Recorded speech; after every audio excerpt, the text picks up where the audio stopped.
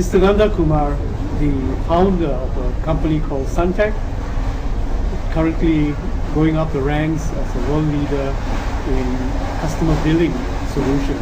Yeah. Thank you for speaking to us today. Thank you, Emmanuel. Thank you for having me here. How old is Suntec, and what is its core business proposition?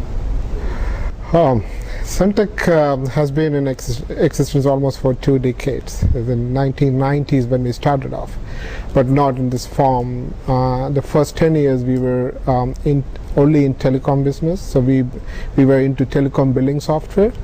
In 2001 is when we realized the potential of a very flexible and customer-centric pricing platform.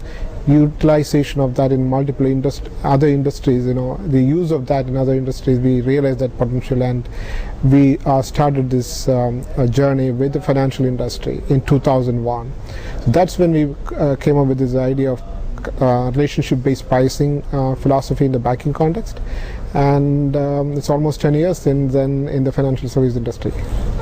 So what you're essentially doing is copying what seemed to be very necessary in the telco industry, in terms of the billing information and dynamic pricing kind of infrastructure to banking. Is that how I would describe that? Yeah, technologically, from a basic need point of view, both are completely different. So, leaving that apart, from a philosophical angle, if you really look at telecom, has been doing this pricing.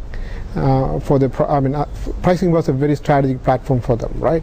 And all the product differentiation is based on billing packages or bundled products and things like that. So if you really go back to the very core of that philosophy, it's all about customer-centric pricing.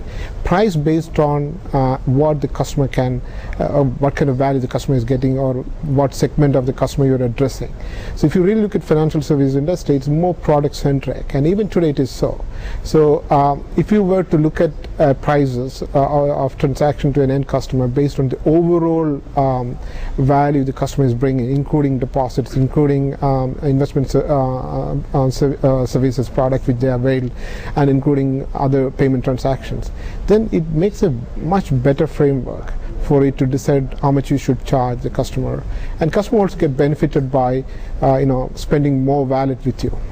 At which point does a bank come to talk to you about getting the pricing models right? It was in 2001. Actually, that was a completely different requirement at that point of time. That is for ING Bank in Netherlands. They wanted a corporate billing platform to be migrated to the Euro compliance. So that's when it was actually a build project which we worked with one of our partners to transform that into a Euro compliant billing system using our platform. That's when we started off with, and after that, when we realized the whole dynamics of the industry, that's when we positioned this for the relationship-based pricing.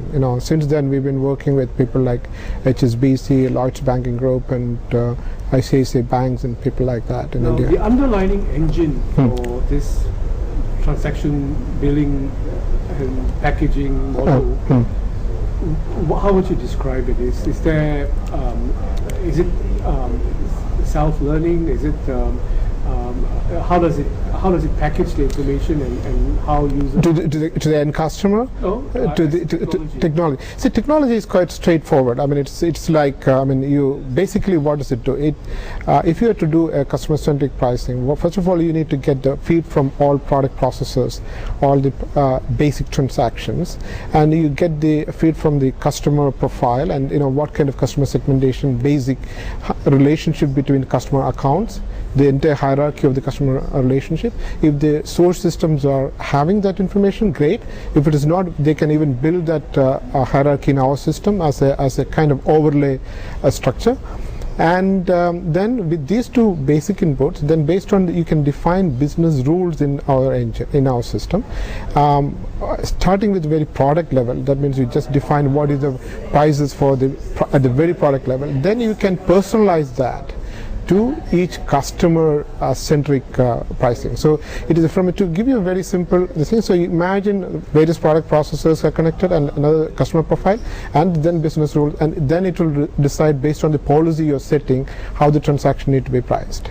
and this will take a little bit of transformation. You can start with a very small segment of products, which gives you maximum ROI, and you can then roll in various products as you go along, including your interest computation can be done within the system. So from a learning point of view, definitely coming back, this is, I mean, from a conceptually it is very straightforward. It's not, it's not a rocket science.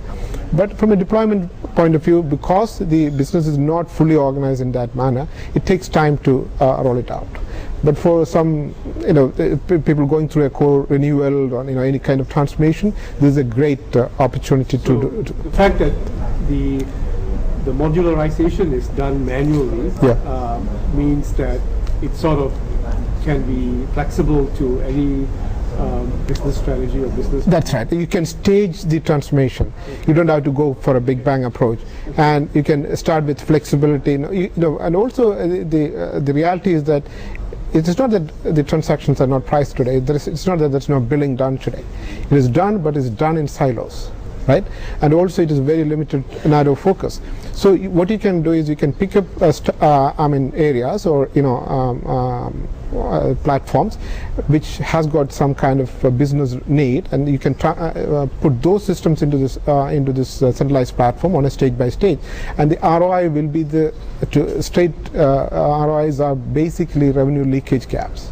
Capping, you can, because multiple systems, you wouldn't be linking both commitments from the customer as well as your pricing. Sometimes customer would have promised you X amount of business, but they wouldn't do it. But there's no mechanism by which you can go and review your prices automatically. Here it ties down both sides of the equation. Okay. Where is best practice coming from today? Which industries, which type of businesses, in terms of billing, pricing, and customer relationship management? Excellent question. In fact, one of our fundamental philosophies that this billing, pricing, and customer relationship is not industry specific. It is universal across every business. You have to look at. You should be able to price for any product or any service based on the value the customer is getting, right? So that is our philosophy also. We started with the telecom industry. We are in almost 4 or 5 industry, but only doing pricing and billing of basic transactions. So we as a company, we learn from every industry. Right from telecom, of course, the pricing models are very mature, and they've been using this as a differentiator for decades. I mean, from 80s onwards, and so there's a lot of learning from there. But having said that, there's a lot of very interesting models we can learn from investment banking side, where they try to slice and dice in every dimension which is possible. So a lot of learning coming from there. And then the banking industry, some of the banks have done fantastic bundling, creative products and things like that. All that is coming into the platform.